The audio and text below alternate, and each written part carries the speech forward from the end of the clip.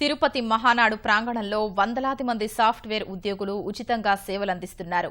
జనాన్ని ప్రాంగణంలోకి అనుమతించడం నుంచి వివరాల నమోదు వరకు అత్యున్నత సాంకేతికతను వినియోగిస్తున్నారు.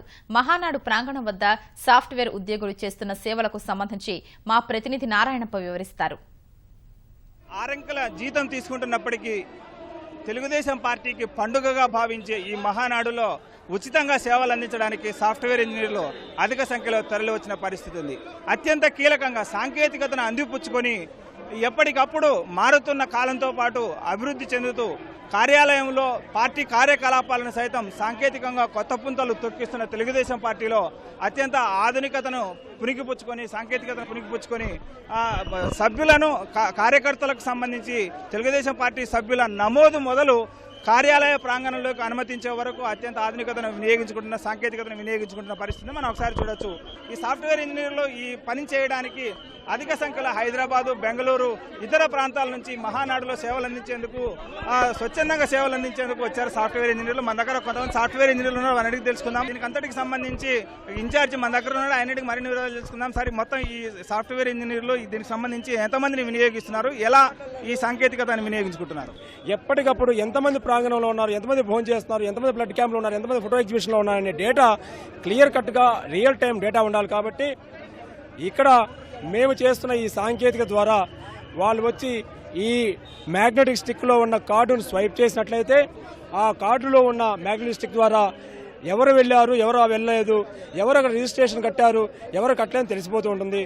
తద్వారా మేము ఈ ప్రకారం వాళ్ళ యొక్క సౌకర్యాలు మెరుగుపరచడానికి ఉపయోగపడుతుంది.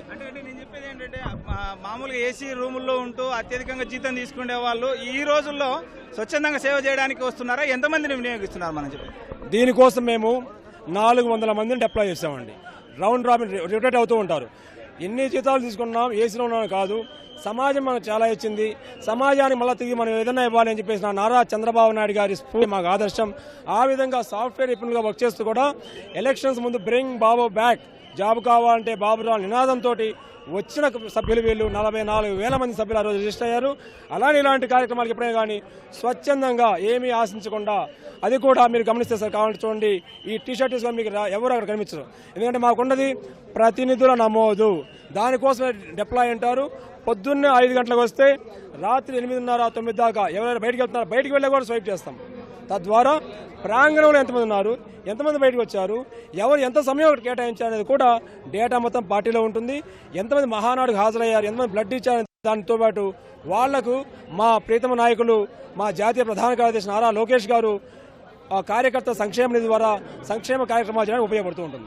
ఏసీ రూముల్లో ఉంటూ 6 అంకెల జీతం తీసుకుంటున్నప్పటికీ సమాజానికి మేము ఏం చేస్తున్నాము, ముఖ్యమంత్రి చంద్రబాబు నాయుడు 24 గంటలు ఖర్చు పెడుతున్న సమయంలో ఈ 3 రోజులు మహానాడు పండుగ రోజులు ఆయనకు సహకరించాలనే ఉద్దేశంతోనే వచ్చి విధులు నిర్వహిస్తున్నామన్న అభిప్రాయం ఇక్కడున్న సాఫ్ట్వేర్ ఇంజనీర్లు వ్యక్తం అవుతుంది. కెమెరామెన్ సుధాకర్తో వి నారాయణప్ప, ఈటీవీ న్యూస్, తిరుపతి.